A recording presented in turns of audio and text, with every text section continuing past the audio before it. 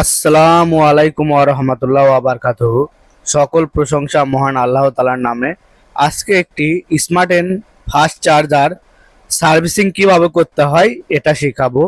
এটা একটি শিক্ষণীয় ভিডিও, তাই পুরো ভিডিওটি মনোযোগ সহকারে দেখবেন। আমার চ্যানেলে যারা নতুন দর্শক আছেন তারা অবশ্যই আমার চ্যানেলটি সাবস্ক্রাইব করবেন। এই চার্জারটি পাঠিয়েছেন কুরিয়ার সার্ভিসের মাধ্যমে একটি ভদ্রলোক, তো আমার সার্ভিস সেন্টারে ইউটিউবে ভিডিও দেখে। তো এই চার্জারে কি কি সমস্যা এটা আমি দেখব, এমনকি মেরামত করব। আমি খুলতেই দেখতে পাচ্ছি এটার যে আইসি থাকে 3843 নাম্বারের, এই আইসিটা একদম ফেটে গেছে। তো কিভাবে ফেটে গেছে আপনাদের আমি এই মাতুলের সাহায্যে ভালোভাবে দেখাবো।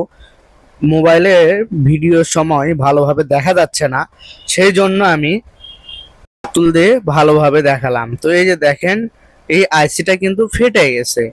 এই আইসি ফেটে যাওয়ার কারণে এই চার্জারটা অফ হয়ে গেছে।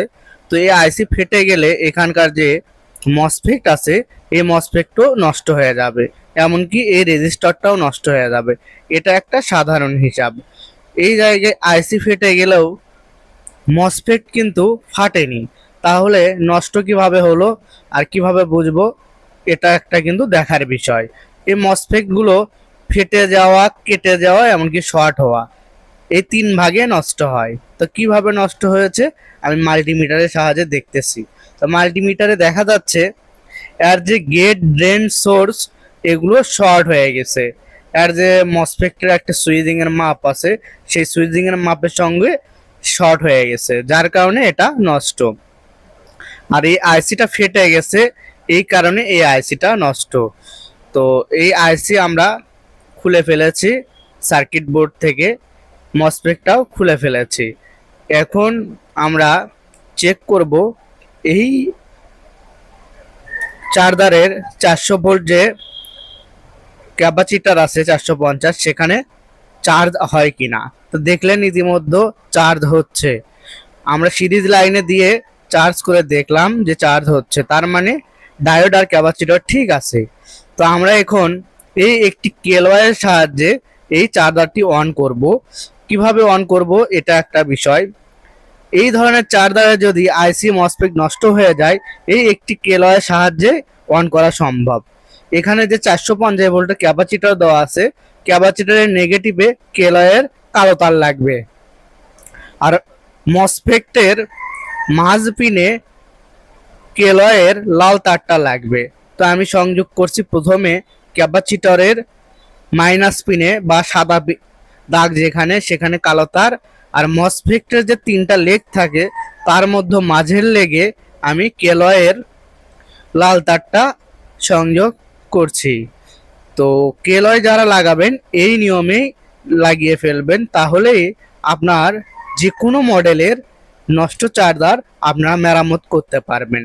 সেটা যদি এ ধরনের এসএমপিএস হয়, এসএমপিএস সার্কিট সিস্টেম চার্জারে কেলয় লাগিয়ে চার্জার মেরামত করা সম্ভব। শুধু চার্জারই না, এই কেলয়টা অনেক ধরনের কাজে ব্যবহার করা যায়। যেখানে এসএমপিএস সার্কিট সেখানে কেলয় লাগিয়ে কাজ করা যায়। সেটা এলইডি টিভি হতে পারে, কালার টিভি হতে পারে, চার্জার হতে পারে, বা ভ্যান গাড়ির চার্জার হতে পারে। এনি মডেল চার্জারে কিন্তু কেলয় লাগিয়ে চার্জারগুলো চালু করা সম্ভব। কিন্তু অনেকে করতে পারে না, কারণ কেলয় লাগিয়েছে, পাওয়ার চলে আসছে, এই তো দেখুন পাওয়ার চলে আসছে, তাতেই ভাবছে কাজ হয়ে গেছে। এখন আমি যদি চার্জে দেই, অটোমেটিক যে চার্জে দেওয়ার সঙ্গে সঙ্গে ফ্যান ঘুরবে, সেটা কিন্তু ঘুরতেছে না। এই যে দেখুন ফ্যান কিন্তু ঘুরতেছে না। এখন আমি সিরিজ লাইনে দিয়ে হালকা একটু কেলয়ের ভেরিতে একটু পাক দিব হাতের ডান দিকে। পাক দিলেই যখন ফ্যানটা ঘুরে উঠবে, তখন এটা কার্যক্রম সঠিক হবে। এই জিনিসটাই অনেকে জানে না, যার কারণে করতে পারে না। আমি কেলয় লাগিয়ে সিরিজ লাইনে দিলাম, দেওয়া মাত্র সিরিজ লাইনটা ফুল জ্বলে উঠতেছে। সিরিজ বাতি ফুল জ্বলা যাবে না, ফুল জ্বললে এক্সেস অ্যাম্পিয়ার নেবে, যার কারণে চার্জারটা বা কেলয়টা বেশি দিন টিকবে না। এই যে দেখুন সিরিজ বাতিটা হালকা 200 ওয়াট সিরিজ বাতি হালকা একটু জ্বলে উঠেছে। এই এর থেকে আর একটু পরিমাণ জ্বলে উঠতে হবে। এই যে একবার ফুল জ্বলে উঠেছে, এভাবে জ্বললে হবে না। এই যে লেভেল দেখতেছেন সিরিজের বাল্বের, এই লেভেলে আপনারা সিরিজ বাল্ব দিয়ে এই কেলয়টা অ্যাডজাস্ট করবেন, এই লেভেলে অ্যাডজাস্ট করবেন, তাহলে চার্জারটা সঠিকভাবে কাজ করবে। ফুল কিন্তু জ্বলা যাবে না, ফুল জ্বললে কেলয়টা নষ্ট হয়ে যাবে। তবে অবশ্যই ব্যাটারির সঙ্গে কানেকশন করে তারপরেই কিন্তু ভেরিতে পাক দিতে হবে। ব্যাটারির সঙ্গে কানেকশন না করে কিন্তু ভেরিতে পাক দেওয়া যাবে না, সেই ক্ষেত্রে কেলয় বা চার্জারের ডিসি আউটপুট সেকশনে ক্যাপাসিটর নষ্ট হতে পারে। সেই জন্য আপনারা ব্যাটারির সঙ্গে সংযোগ করে তারপরে কেলয় আস্তে করে হালকাভাবে পাক দেবেন। পাকটা একটু কম বেশি হয়ে গেলে কিন্তু কেলয়টা নষ্ট হয়ে যাবে। আমরা এখন কেলয়ের মসফেট যে থাকে সেই মসফেটটা তারের সাহায্যে কানেকশন করছি, কারণ এই মসফেটটা অল্প সময়ে হিট হয়ে গেলে মসফেটটা নষ্ট হয়ে যাবে। সেই জন্য আমরা এই কেলয়ের মসফেটটা তার দিয়ে সংযোগ করলাম। আর আগে যে মসফেটটা সার্কিট বোর্ডে লাগানো ছিল সেই জায়গায় একটা হিটসিং আছে, এই হিটসিং এর সঙ্গে আমরা এটা লাগিয়ে ফেলবো।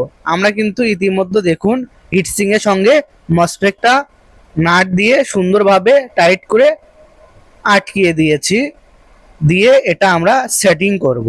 তো অবশ্যই হিটসিং এর সঙ্গে লাগাবেন। হিটসিং এর সঙ্গে যদি না লাগানো হয় সেক্ষেত্রে অল্প সময়ে মসফেটটা হিট হয়ে নষ্ট হয়ে যাবে।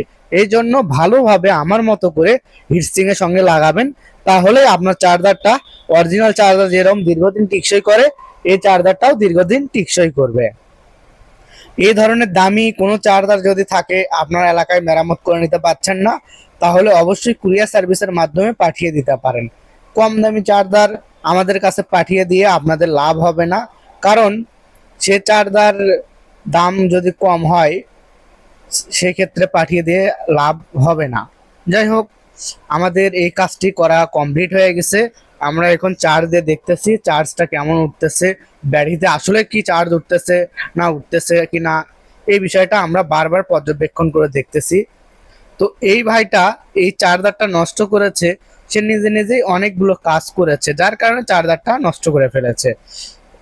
চার্জিং ডিসি সাইডে সুইচ লাগিয়েছিল, এসি সাইডে সুইচ লাগিয়েছিল, যার কারণে এই চার্জারটা নষ্ট হয়েছিল।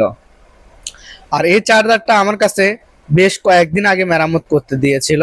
আমার কন্টিনিউ কাজ থাকে যার কারণে সিরিয়াল অনুযায়ী ভিডিওগুলো করতে হয়। তো বন্ধুগণ, এই ভিডিওটি এই পর্যন্ত ছিল, পরের ভিডিওতে দেখা হবে সেই পর্যন্ত।